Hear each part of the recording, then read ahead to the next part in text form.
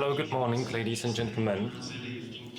Welcome for being here, even in this rainy day.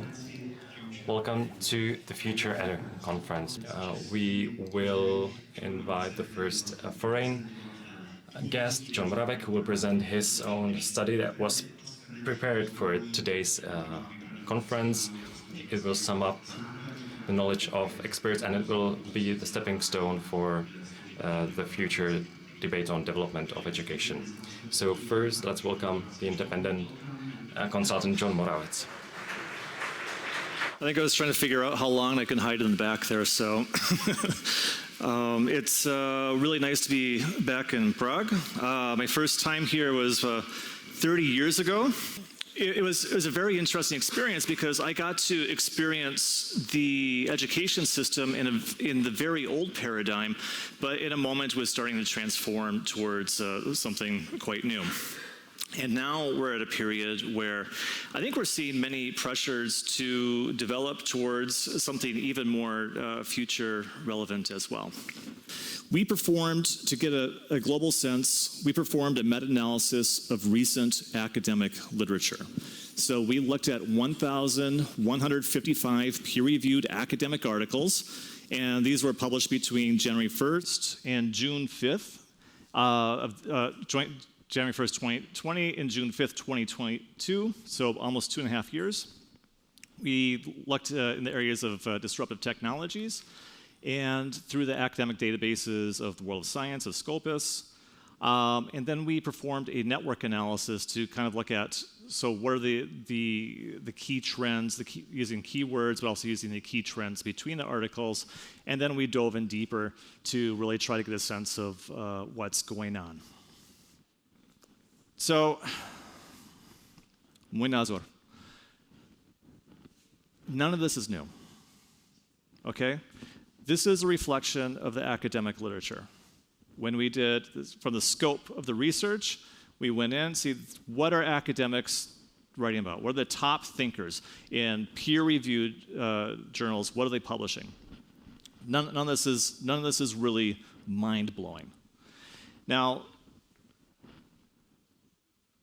it's important to look at it in a different way, though, because we have these changes, we know they're occurring, we know more are coming, but our educational policies do not reflect any of this. And this is where I think we have a huge disconnect. Their educational policies need rapid updating to be relevant within digital age, within disruptive, with more disruptions coming our way. Because we could talk about blockchain, Industry 4.0, and everybody be really bored because, yeah, you just read it online this morning or sharing memes and stuff, but this is all science fiction for policymakers. So our task today and going forward is to think about how we make this stuff real into actionable policies that help ensure education remains successful. So to close out, I'm going to share 4 scenarios that we put together. So the first one is that we don't do anything, right? And so we call it missing the boat. The boat's already gone. And so we wrote that failing to adapt to change creates the risk that schools 1.0 to find relevance in a 4.0 society. I mean, 1.0 schools can't teach 4.0 kids, right? They'll find fewer and fewer opportunities to connect with students, communities, and stakeholders that have adopted to new technological realities, right? If we don't do anything, education is just absolutely irrelevant. The second one we have is late arrival, right? Where we're always trying to catch up. And in my mind, I think this is kind of where we are now, how things have been, that we're aware of changes, but we're not leading the conversation. We're not leading the adoption. So we wrote that without policies to guide efforts, leadership around adapting, or leading school transformation in an era dominated by disruptive technological innovations, sustainability of school responses are absent. In effect, schools continuously watch the world change around them and wonder, gosh, what should we do next? Third scenario, just on time, right? We can do it, right? This is about proaction on part of the school systems that helps to set policies that enable engagement with various sectors of society, especially as technological innovators, right? You got schools that are connecting, they're part of the conversation. And while schools are thought of consumers, their outputs, otherwise known as graduates, they're generally well prepared to participate in a technologically advanced society, right? And then we've got the fourth one, right? The last one is about being proactive. The next one's being preactive.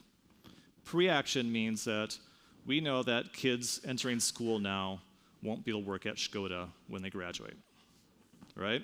Preactive school systems engage in the purposive development of the digital transformation they desire.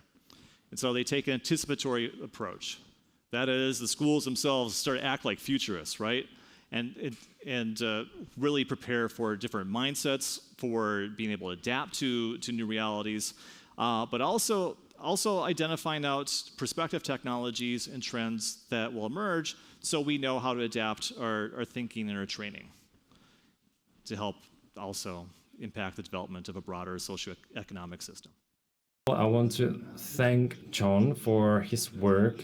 It was an academic survey, an economic study, which gives us an insight to our view of technologies in education. The second phase depends on all of us who care for education and who participated in both. Děkuji, já budu velmi stručný. Thank you very much. I'll be very brief and I'll do something that speakers should do. Just raise 3 points that I want to mention. And really what I want to do is to thank you all for being here. Thank you for coming. I want to thank the organizers, Bob and his team at the Prague Innovation Institute, Opero, all the other partners who were involved in the organization of this conference.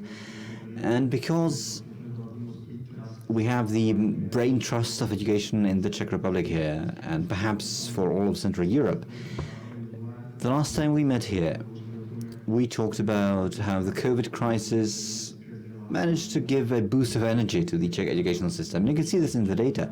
Suddenly, Czech teachers started working with tools that they never really used before. And now it's something they use every day. So there is an upcoming crisis. The other thing I want to say, what I noticed, unfortunately, is that in these panels we still have a gender imbalance here, and I want to invite you to another event that takes place today in the Prague Innovation Institute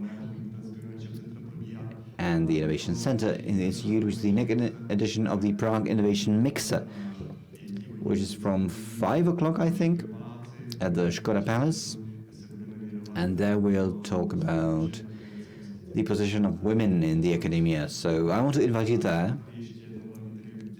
But first of all, most importantly, I want to thank everyone. I want to thank Bob, I thank the organizers, and I am convinced that great ideas that Bob brought to the table will continue to percolate here in the next years, and that we'll see each other again in 2023. Thank you very much and enjoy the conference.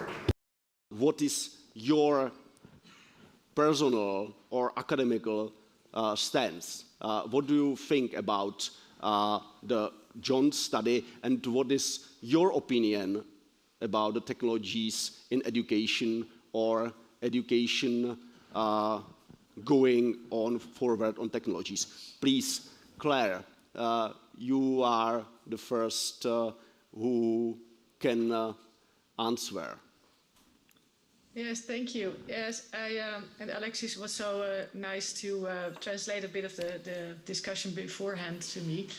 And a very important remark that I would like to make is that we should always consider what actually is the purpose of education, because the risk is there that we talk all day about all these technologies, and we start almost to see technology innovation as a purpose, as a goal in itself.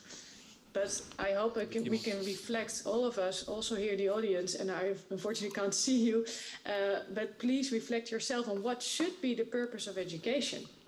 And everything we do, technology, no technology, should be actually fulfilling that purpose.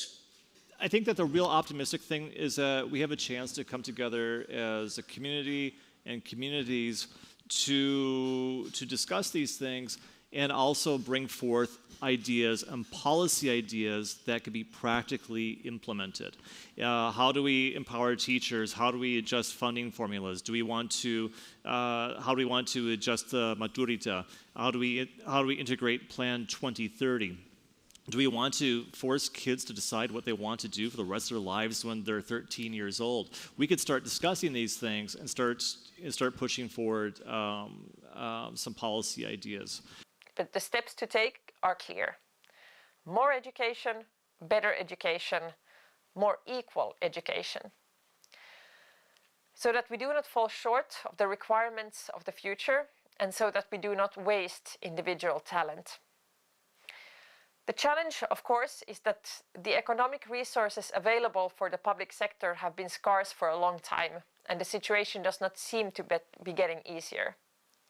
In Finland, we patiently increased our investments in education for a very long time.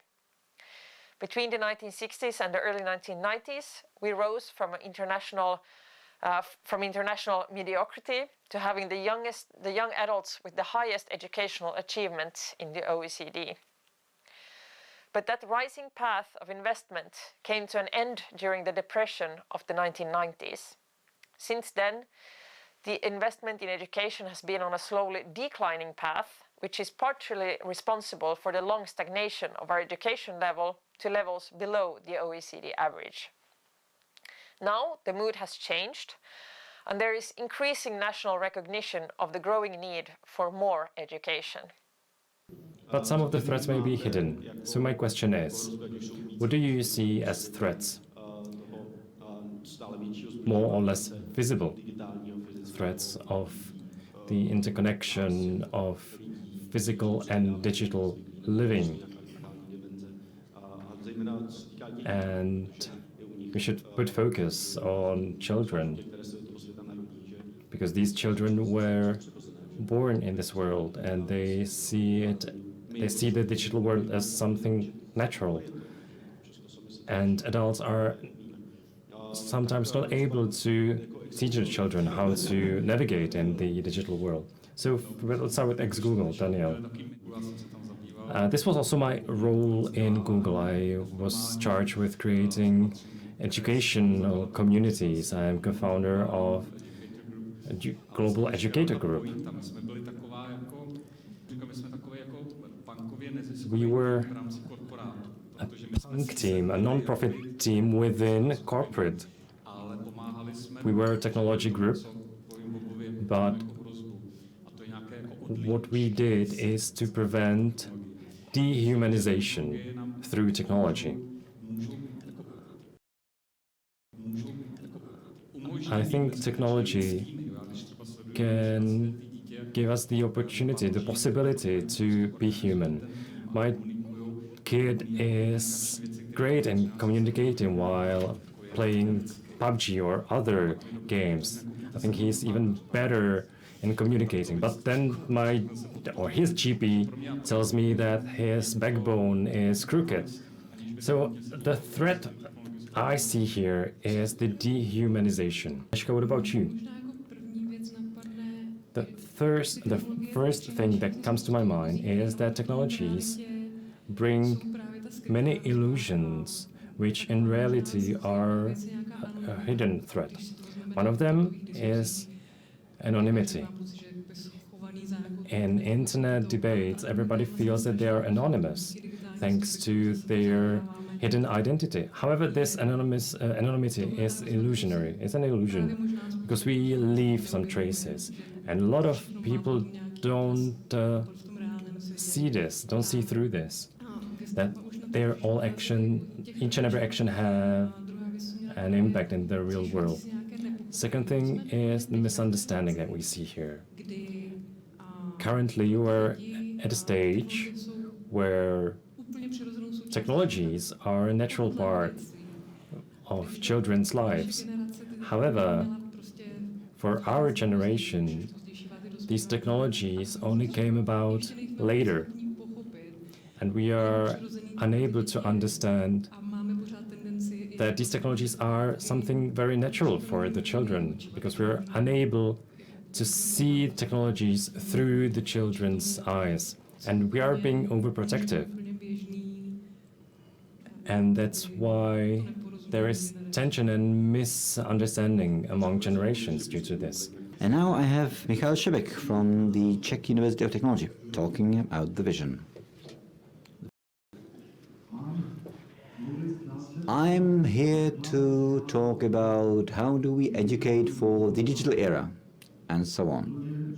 The trouble is that I don't think we should.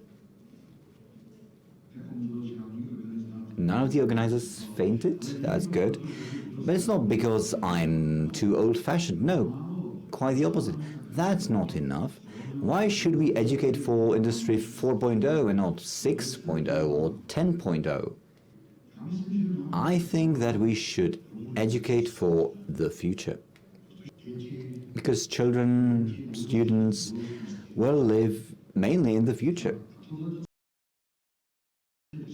And what I just said is either completely trivial, and everyone knows that, or it's, wow, a profound, life-changing piece of knowledge, or it's a lie, and we should suppress it.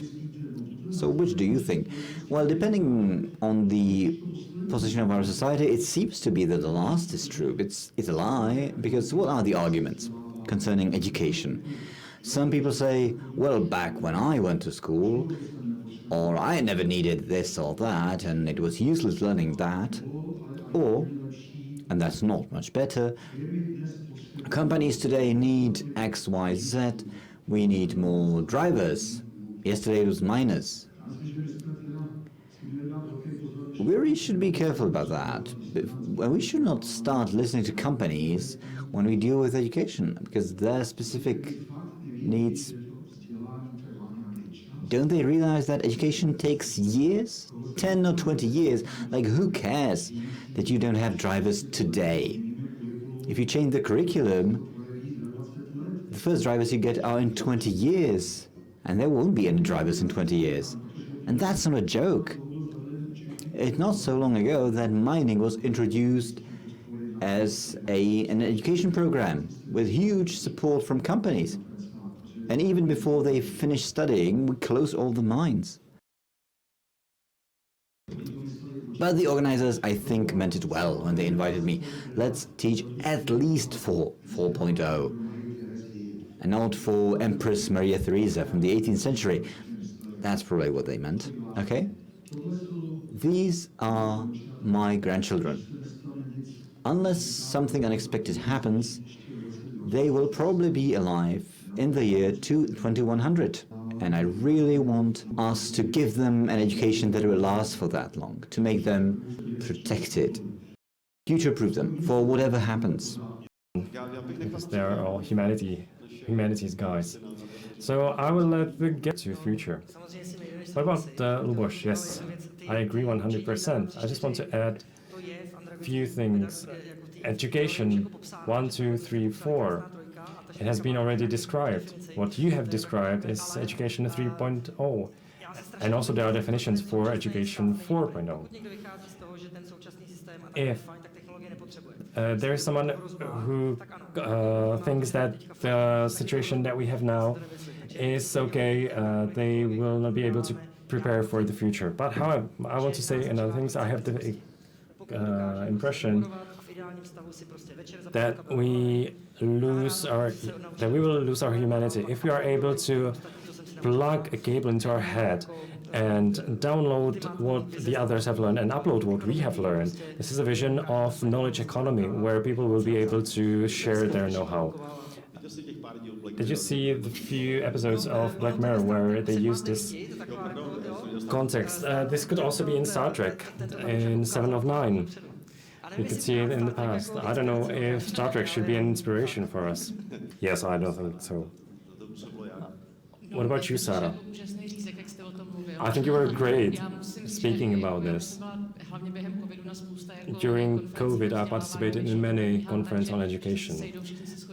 And at these conferences, people usually agree that it's necessary, then they have some refreshment, and then they go home. But you mentioned that now we have technology, but we need to know how to implement them. That's a completely different question. And another thing is children memorizing things. That's a completely different question.